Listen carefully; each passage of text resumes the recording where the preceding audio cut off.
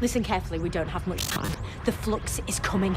It's bringing with it the Sontarans, Weeping Angels, creatures known as the Ravagers, and enemies from across the universe. This is the fight of our lives. Doctor, we need you! I can't hold it much longer, Doctor! It's coming. Be ready. Hi guys, it's Stephen, my name is Phoebe, and if you've never seen my face on your screens before, please click that big red subscribe button down below and click the notifications bell to get notifications every single time I upload. So today I am reviewing the Webbed Planet. I nearly said red then, what the hell's wrong with me? So, this is the first time I've watched the Webbed Planet. Believe it or not, when I binge watched Classic Doctor Who, the first Doctor isn't always the Doctor I go to for the first page in my binge watch. I normally go to the 5th Doctor and then binge watch it from there and then go through various different episodes of my favourites and stuff like that when I do binge watching. But so this was written by Bill Sutton and this is story number 13, so story number 13. And the titles are called The Webbed Planet, The Zarbi, Escape to Danger, Crater of Needles, Invasion and The Centre. A mysterious force pulls the TARDIS off course, stranding the Doctor, Ian, Barbara and Vicky on the mysterious alien world of Vortis. A fearsome battle is raging between the moth-like Mepapra and giant insects known as the Zarbi. But what is the dark secret that hides at the centre of the Zarbi layer? Now, there are a few negatives of this story which I need to point out first. So let's start with the negatives. So the negatives are the Zarbi were poorly executed. Like, they were trying a bit too hard to be insect-like creatures, but the people inside them were just running around with like ant costumes on, which is one of the reasons why I'm pointing this out.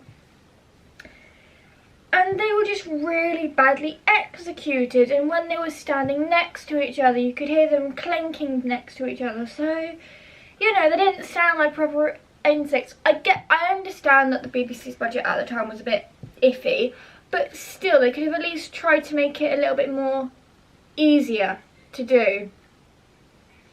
So there's that. I feel like the production team with the Zarbi were trying a little bit too hard, bit too poorly executed if you ask me. Now the good thing to this story is I liked the concept of it. I liked that the Doctor had these jackets with oxygen already on them, like a respirator on the chest. That was quite a good element.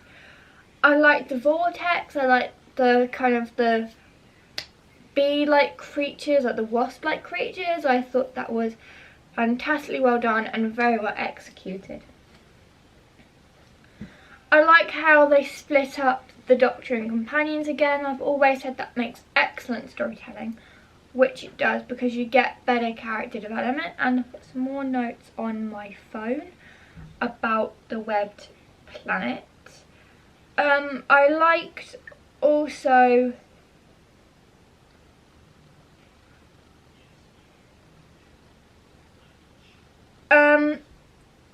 liked the way that they were, you know, done. But the only issue I can say about this is the Zarbi. They weren't exactly the best I've seen in Classic Doctor Who so far. They're not as good as, say, the Maris Snake is in Peter Davison's first and second seasons. They weren't as good as that, I'd say.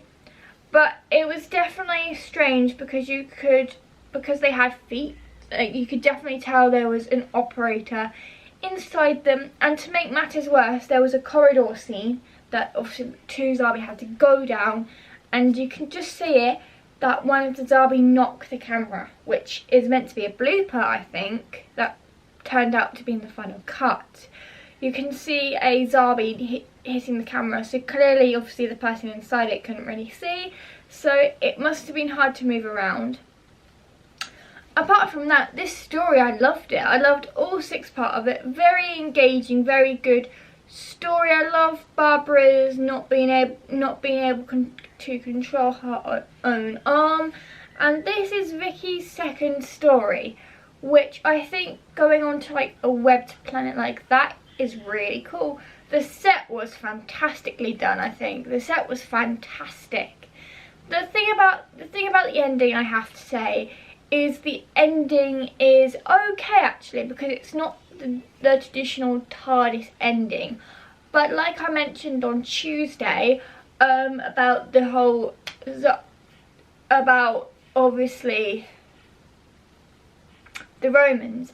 Obviously there's that cliffhanger in the Romans with them being pulled down, and I love how in the beginning that sorts out that cliffhanger immediately. It sorts that out immediately, so it brings everything into a nice full circle, I think.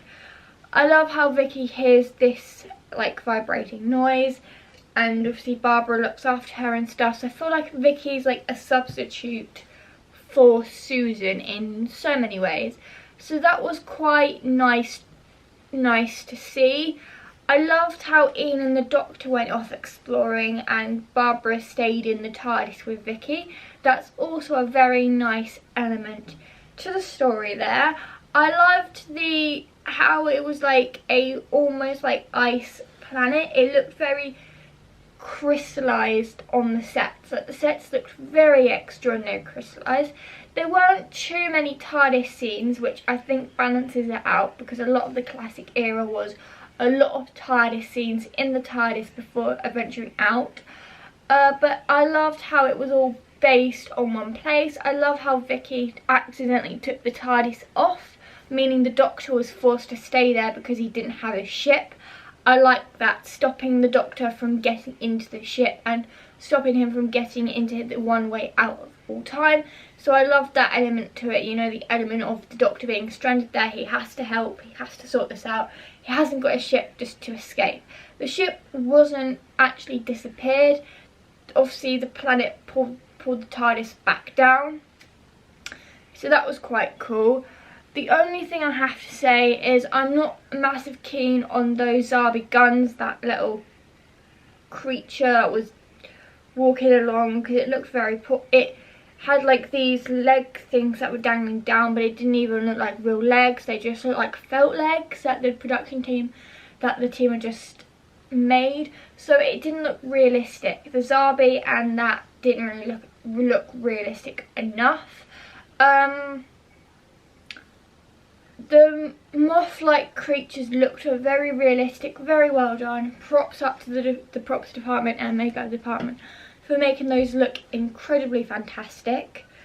But the only thing I have to say now, I'm now going back onto my negative points. I'm now going to build on my negative points. The concept of the episode is fantastic. I love the concept of the episode. The only thing that lets it down is the dodgy Zarbi. I'm sorry if you like the Zarbi, I do as well, but I have to point it out in a very negative way. The Zarbi were trying too hard.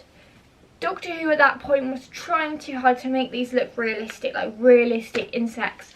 To me, they look like giant ants. They literally look like giant ants, and that was it. They didn't even look like proper insects, they just looked like giant ants. And the worst part was, when they were filming, you could hear the clattering of them like knocking together sometimes, so you could definitely tell it was made of plastic.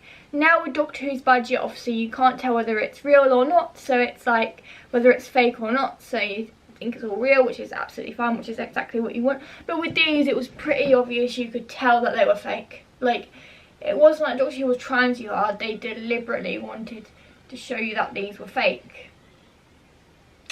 I don't think it was their main intention, which is understandable, but it was one of the things that, for me, when you review an episode, when you review Doctor Who episodes, you notice little details like this. If you're not like me and you don't review Doctor Who episodes, then you won't notice little details like this unless someone like myself points it out, but I have to point it out.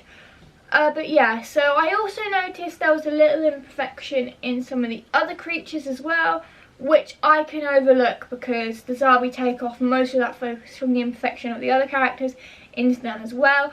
The corridor scenes I liked with the Zarbi, I think that was very inventive but also very good looking.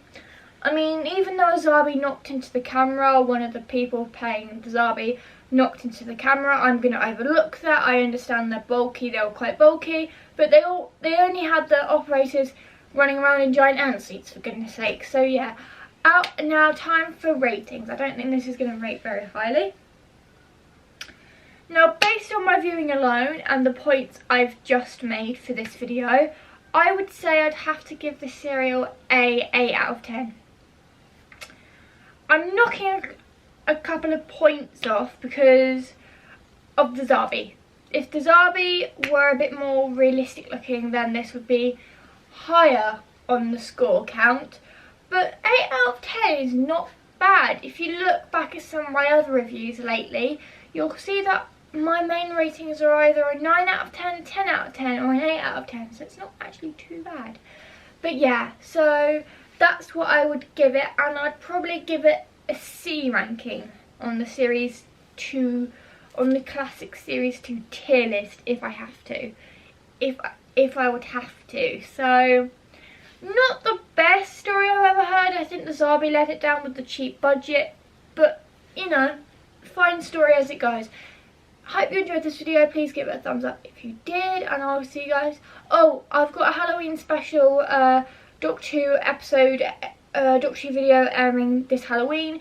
It's already uploaded. It premieres on Halloween just before Doctor Who Flux premieres, so definitely go and give that a watch. Make sure you set a reminder on it as well, so that will air on time. So yeah, I'll see you guys Sunday, I guess, for my first review on Doctor Who Flux. Till then, have a wibbly wobbly, timey-wimey day.